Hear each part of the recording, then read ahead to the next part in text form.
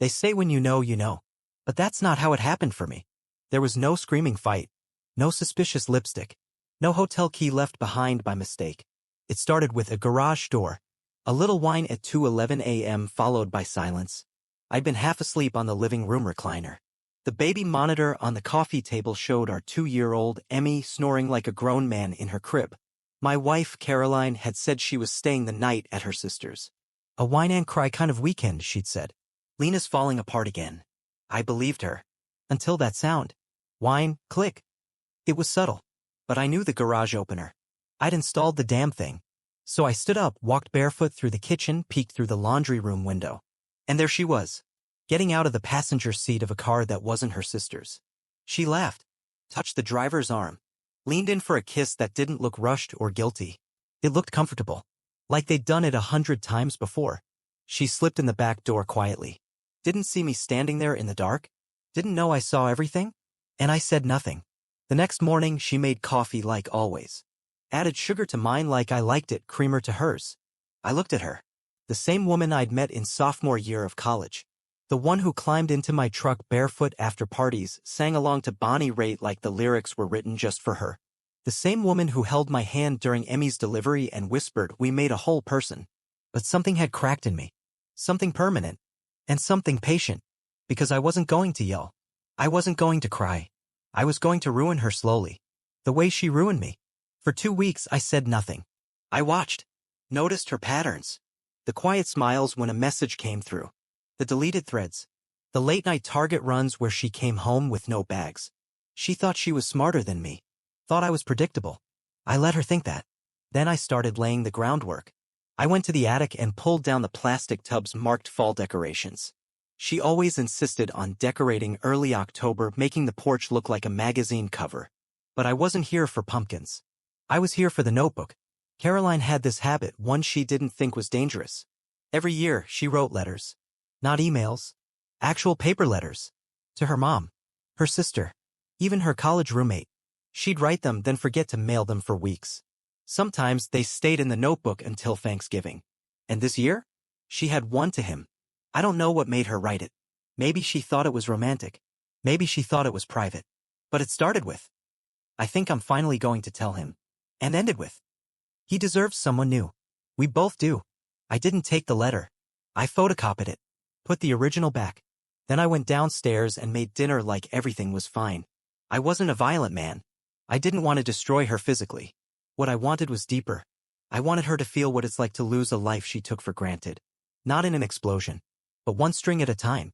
So I started with her birthday. It was coming up in 3 weeks. She'd already mentioned the dinner reservation, her favorite spot by the river, upscale and romantic. I called the restaurant. Canceled it. Then I rescheduled it for 2. But not for me and her. For her and her sister. Then I made sure Lena was out of town that night. She'd show up. Sit alone. And wonder. I started smiling more. Doing little things I hadn't done in years, making the bed, taking Emmy on walks alone, even shaving more often. Caroline looked at me like I was becoming the man she once wanted again. I was. Just not for her. I'd started writing letters to someone else. Not to hurt her, but to move on while keeping the knife turning. Then I left the garage camera running. I'd never told her I'd upgraded it. Added cloud backup. And the next time she came home at 2 a.m. I didn't watch it live. I waited until the next morning. Pulled the file. Saved it. Then I waited for the right person to send it to. Her father. A former police chief. Conservative, stern, old school. Thought I hung the damn moon. And more importantly, he hated liars. I didn't send it yet. I just held on to it. Because revenge isn't about reaction. It's about precision. And I was just getting started. On the morning of Caroline's birthday, she woke up smiling. I watched her pad across the hardwood, hair tied up, wearing one of my old shirts like she still belonged in my life. She kissed my cheek and said, "You remembered to confirm the dinner, right?" I smiled. Of course. I confirmed it.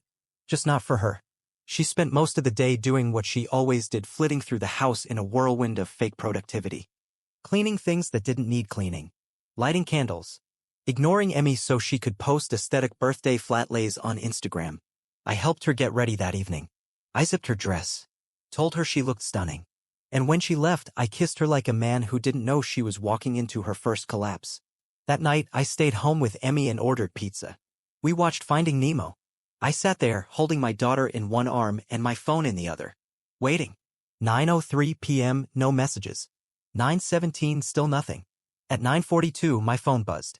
Caroline, hey, where are you? I didn't respond. At 10:03, she tried again. Caroline, did you forget? I'm literally sitting at a table for two by myself. She was unraveling. I waited 2 more minutes before I replied. Me, thought you said you were going with your sister. Her typing bubble came up, then vanished, then came back, then stopped again. Finally. Caroline, WTF is going on?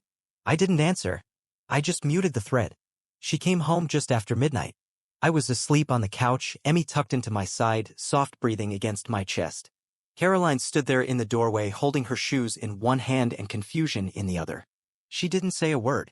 And neither did I. The next day, I started stage 2. Subtle things. Little withdrawals. I stopped leaving her sticky notes in the morning. Didn't ask how her day went. Started locking my phone.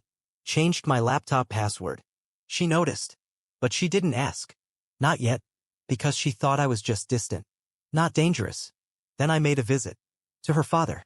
He lived 40 minutes outside town in a red brick house with a rusting flagpole and a front porch that smelled like coffee and motor oil. He greeted me with a bear hug, told me I was looking thin. Offered me a beer. I sat across from him and showed him the video. Didn't say anything. Just let him watch it. The garage door. The kiss. The whisper. Her walking inside. When the screen went dark, he was still. Quiet in that way only certain men are when something breaks behind their eyes. She told me she was with Lena that weekend, he said finally. I didn't nod. Didn't say I know.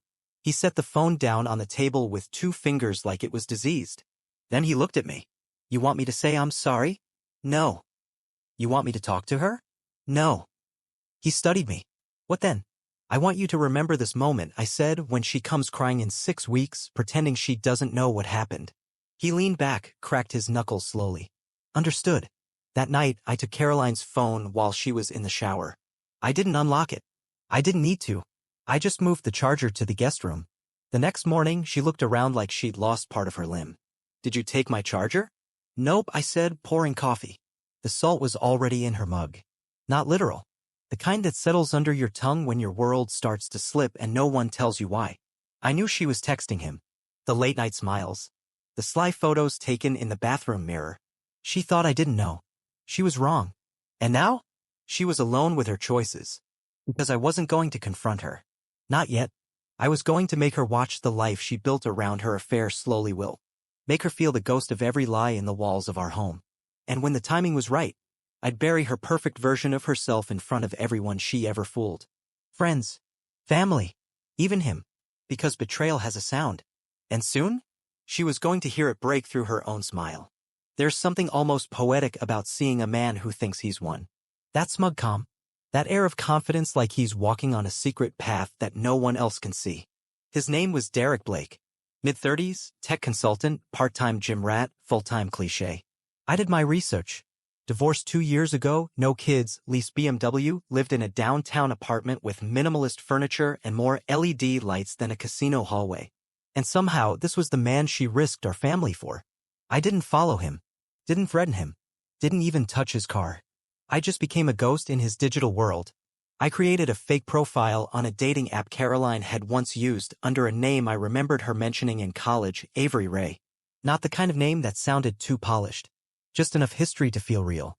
She was a 31-year-old HR manager into true crime podcasts, dog rescues, and kickboxing. The kind of real that men like Derek fell for. I matched with him in less than 12 hours. His first message? Hey, gorgeous. Something about your smile feels familiar. That was ironic, because he had no idea how familiar he was about to get. I kept the flirtation going for 3 days.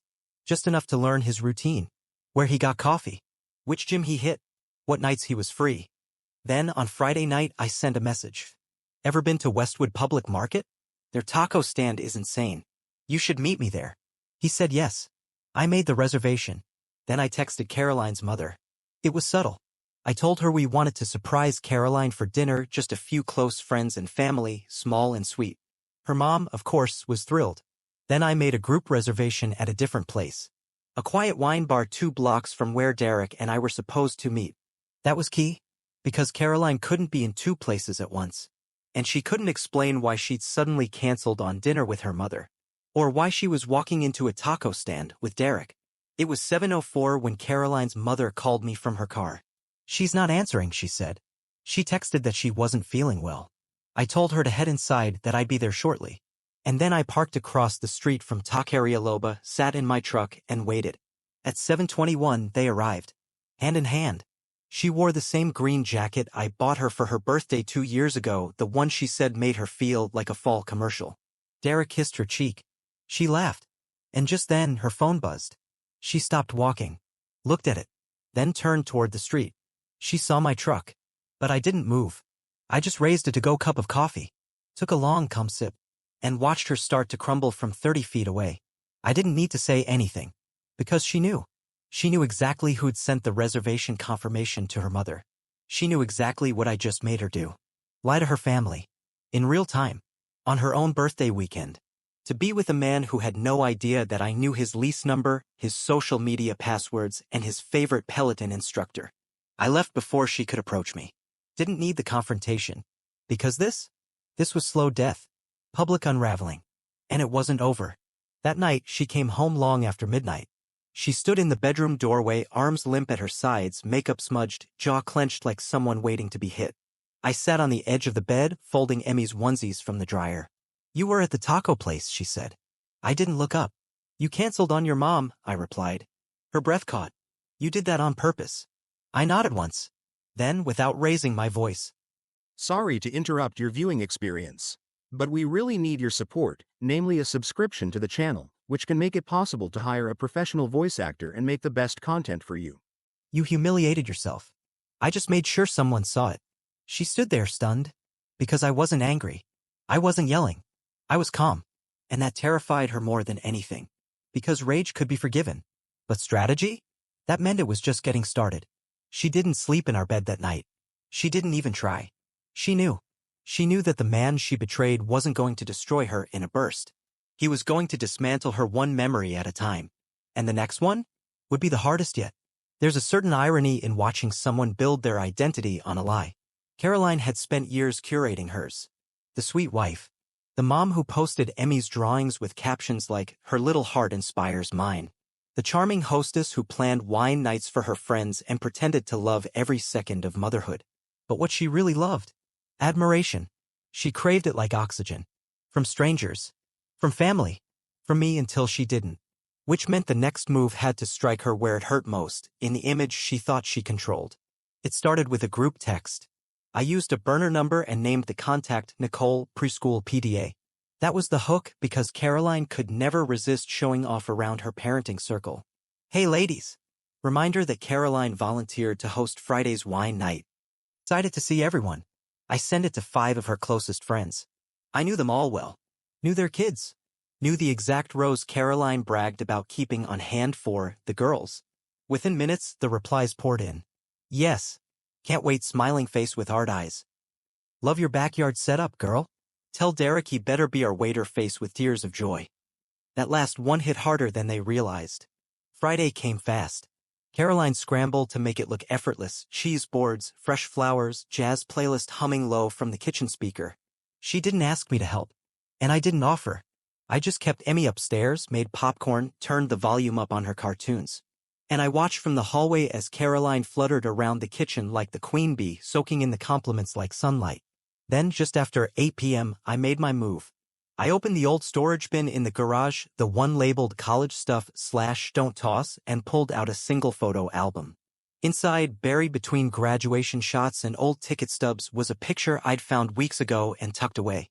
Caroline and Derek. From 9 years ago. She said they had a work thing together once. Caroline used to write in journals. Not daily. Just enough to remember who she wanted to be. She had stacks of them, some leather-bound, others cheap spiral notebooks shoved between recipe books and outdated IKEA catalogs. I'd never touched them before. Because I trusted her. Because I believed privacy was sacred. But now? Privacy was a weapon she'd used against me. So I picked up a journal labeled Spring Postpartum Year. The year Emmy was born. The first entry I read? "Daniel looks so tired lately. He thinks being a good dad means sacrificing all of himself." I think I'm starting to resent how boring he's become. Another. Derek texted again today. Told me he dreams about me. I didn't write back, but I saved the message. And another. I'm not sure I ever really loved Daniel. He was just the first man who stayed. I stopped reading after that. Not because it hurt, but because I had everything I needed. Her mother, Janet, was a Southern woman through and through. Faith, family, tradition. She'd always treated me like a son. Sent birthday cards. Brought over food every holiday. Once told me I sleep better at night knowing Caroline's got a man like you. And she meant it. Which made this next step the hardest. But necessary. I met Janet at her church on a Tuesday morning. Caroline didn't know. Janet had emailed me the night before saying, I feel like something's wrong between you two and I don't know who to believe anymore. So I handed her a manila envelope. Inside? Photocopies. From the journals. Just 3 entries. Enough to paint the truth without embellishment. She read them in silence. Her hands didn't shake. Her face didn't twist. She just shut the envelope and said she used to cry to me about how loyal you were. How safe she felt. I know. She said Derek was just a mistake. One time. She said a lot of things. Janet pressed the envelope against her chest like a prayer. Do you want me to talk to her? No, I said. I want you to stop covering for her. That's what Caroline had always counted on. A mother who would smooth the edges. Who would say things like she's just lost or marriage is hard. But now? Janet had read her truth in her own words. And that couldn't be unseen.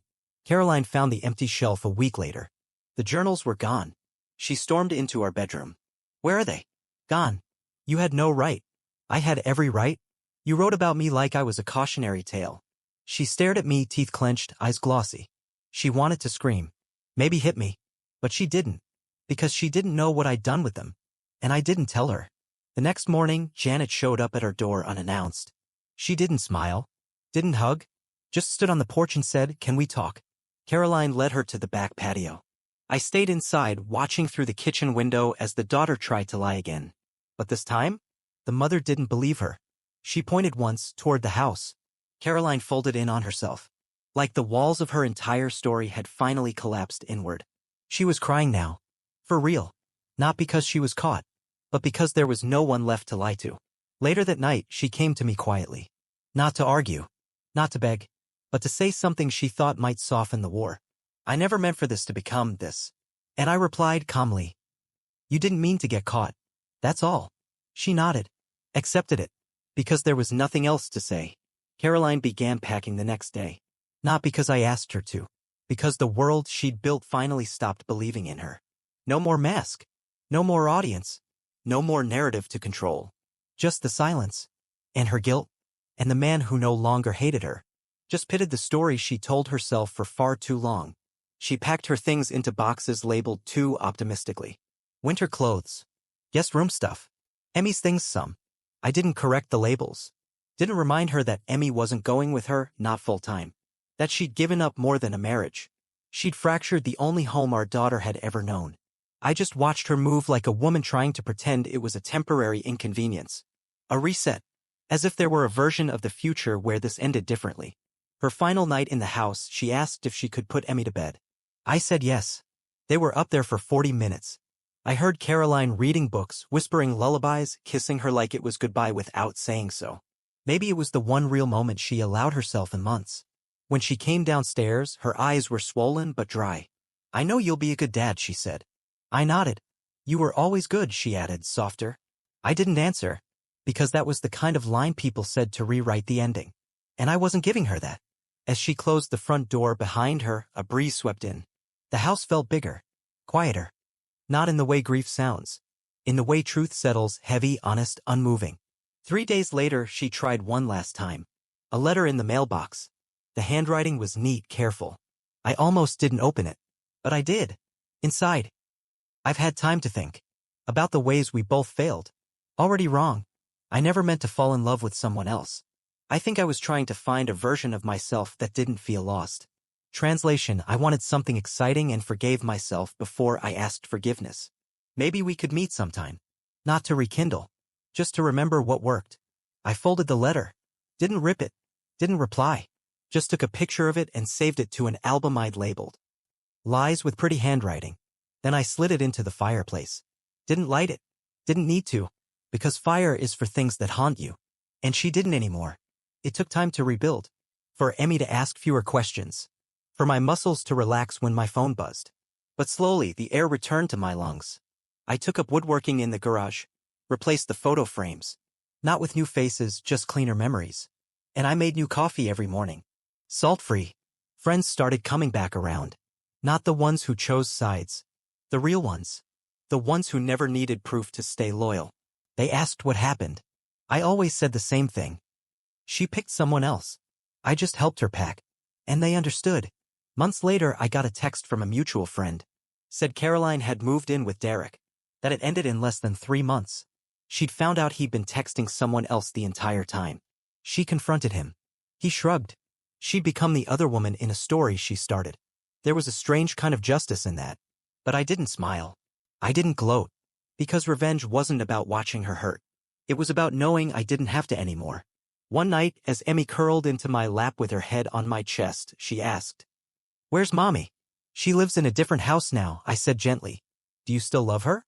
I paused, then said, "I loved who I thought she was." And Emmy nodded, satisfied. Because even at her age, some truths feel heavier than others. But they still fit. Caroline never got her name back in our town. Not because I told anyone. Because eventually the truth makes its own noise. Quiet. Persistent. Unignorable. And me? I didn't become bitter. Didn't build walls. I just learned the difference between forgiveness and forgetting. And the only thing I carried with me was clarity. Because the best revenge isn't a scream or a scandal. It's the silence afterward. The kind where the person who broke you realizes you healed without them. And you never looked back. What do you think of the story? Write in the comments.